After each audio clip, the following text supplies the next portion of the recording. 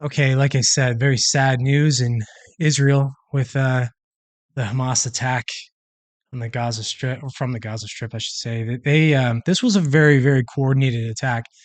I'm going to read this article from CNBC, and then I'll kind of dive into a little bit of what I know from this, and you know what they're where they're currently at, essentially. So Israel Gaza live updates. Israel mobilizes a record 300,000 reservists. Gaza under complete siege. So Israel bombarded the Gaza Strip with airstrikes Monday as it continued its response to a surprise offensive by the Palestinian militant group Hamas that began Saturday morning. Israeli ministers have ordered a complete siege of the already blockaded and impoverished Gaza Strip. I'll stop right there.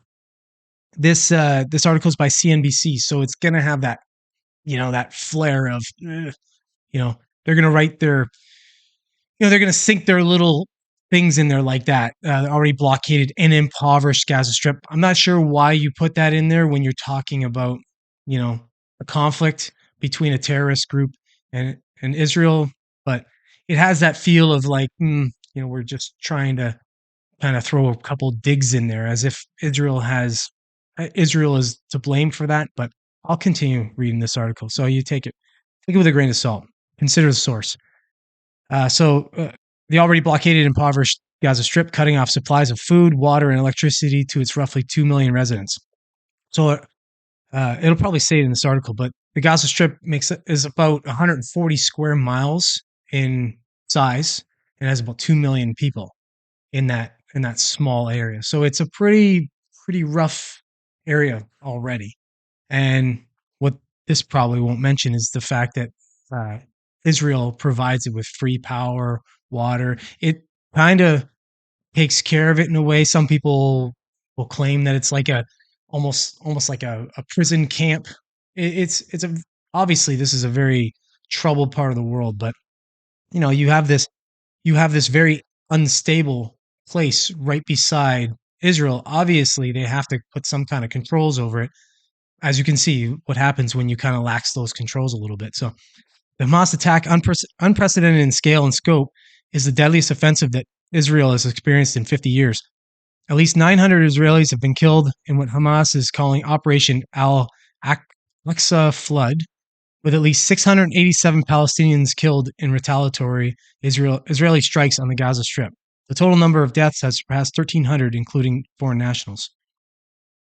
More than 100 Israeli civilians, soldiers, and foreign nationals have also been taken hostage by Hamas, prompting Israeli Prime Minister Benjamin Netanyahu to declare that his country is at war. Israel says it's working to rescue the hostages and has regained control of areas outside Gaza after some 48 hours of fighting. The Israeli Defense Forces said it struck more than 1,000 enemy targets in airstrikes on Gaza. So here's the thing about this area. You have a very strong force in the Israeli army, and then you have this terrorist group in Hamas that controls essentially the Palestinian people in that area, and I guess had been voted in as essentially their representative leadership group. Right now, this group doesn't want Israel to in any way succeed, so they call for the destruction of the Israeli state, and Israel hasn't ended them.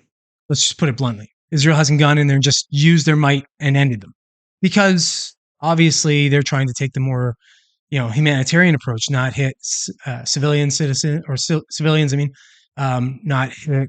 They're trying to avoid as much collateral damage as possible. They have the iron, I forget what it's called, the iron shield or something like that. That missile defense system that they have to stop most of the missiles that are sent in from Hamas into Israel. So that prevents them from having to basically just crush them. You can imagine taking missiles all the time into your country. You have a neighboring group, just call it a group, shooting missiles into your country. You're just going to tolerate that? It'd be like having a neighbor at your house. He's just constantly throwing rocks at your windows, smashing your windows. Maybe you've got a you got a net up that most of the time the rocks don't get through, but maybe 5, 10, 20 of those rocks get through. You damage your siding, smash your window, hit your dog, whatever. It's just a constant, not only nuisance, but it causes damage and problems for you. You're going to do something about that neighbor. They're not really doing that. So this, this provocation now at this point is probably gonna push some kind of real move from Israel. So I don't know how smart this was on Hamas's part, but that's what you got to say here, Joe. I don't think this conflict ends until one side is completely destroyed with zero survivors. That's probably, unfortunately, it's a little bit it's a little strong, but it's probably kind of true. I mean, realistically, you've got to put an end to this terrorist group. I don't know how you do if you got all these people, you got all these Palestinian people that are. Um, I don't think they're all for it necessarily, but uh, they are against Israel in some way. Maybe not all. Again, I'm speaking off, but how do you get how do you plug that extremist portion out of the rest of the people that want nothing to do with that and just want to live, their lives and be peaceful to some degree? It's gonna be difficult, but I don't, I don't know where they go from here. All I know is this was a major provocation to, uh, to elicit a major response. This isn't going to be very good. So, okay, here we go. I'm just going to read a little bit more of this article here. Hamas is a designated terrorist group backed by Iran and that has governed the Gaza Strip since 2007. Gaza, the small strip of land that is home to over 2 million Palestinians, here it is, with roughly 140 square miles, is one of the most densely populated territories on Earth.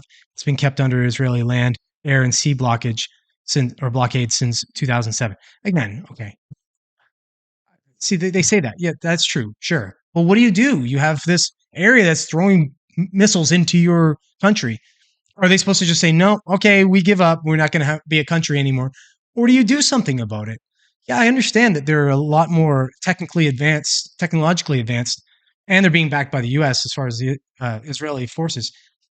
I understand that there's that element of, you know, you have to you have to resist using full force. Like if I were to wrestle a 15-year-old kid, I'm not going to use my full force on him. But imagine now he starts wailing punches on me and smashing me in the nose. Am I not gonna hit him back? Or am I not gonna, maybe twist his arm so bad I break his wrist or something? I'm gonna use that might to now stop him from inflicting harm on me. So it's that same kind of idea that you have to use when you're looking at this. You can't just say it's uh, the restraint is incumbent on Israel to exercise when the opposite side does not care. They seem to just go right after. Obviously, in this case, went after civilians like crazy.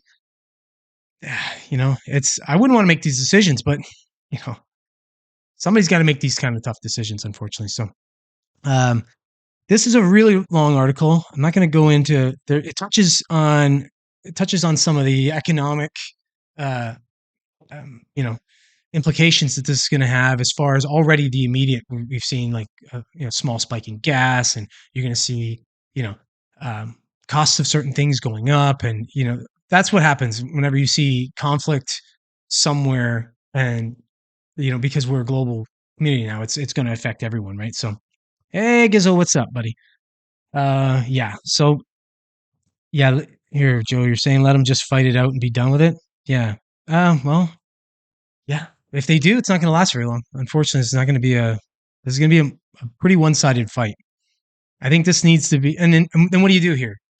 Does everybody get involved? This is another Ukraine proxy type war. It's gonna be the US going in there and giving weapons and um, financial support to Israel, and then others back the other. So it ends up becoming a world conflict. That's where you stumble into this kind of thing. I just think that, yeah, I don't know. I don't know exactly what I think. I should be clear on this. I take I see both sides of this. I see obviously the frustration from the Palestinians on their side, if they believe a certain thing and they believe that they're being oppressed by Israel, and then Israel having to deal with this constant, more than nuisance. At times it's a nuisance or the equivalent of a nuisance essentially in the grand scheme of things, but this is not a nuisance. This is literally, this was like 1,000 Israelis or something injured, and I don't even know how many were killed. There was 260 killed in one place alone. And this was a very coordinated attack. This was an attack that was, number one, they did a cyber attack to take down this um, their their system, their fence system. Essentially, they had a system that would allow that sensors essentially would tell them if like a ladder were to hit the fence or something, so it would alert that there was a breach happening. They took that down, then they smashed through the fence, then they went after what do you call it? Uh, Israeli stronghold, Israeli points, like where Israeli troops were, and of course they're undermanned right now because they're in, they're on holiday as well. So these are coordinated attacks at the worst times. This is not like it's not a bunch of cave dwellers grabbing a bunch of guns and saying let's go attack. This was very, very coordinated, and a lot of times people don't think that of, say, Hamas, because you know they're a terrorist group, but look what terrorists did in 2001, right? So okay, I got a lot of comments here. I think what I'll do here is I'm going to end the podcast clip essentially, because I'm going to go on forever, and this is 11 minutes right now, and we'll kind of discuss a little outside of that. But yeah, if this doesn't hit a resolution somewhat quick, I think this could heat up pretty quick.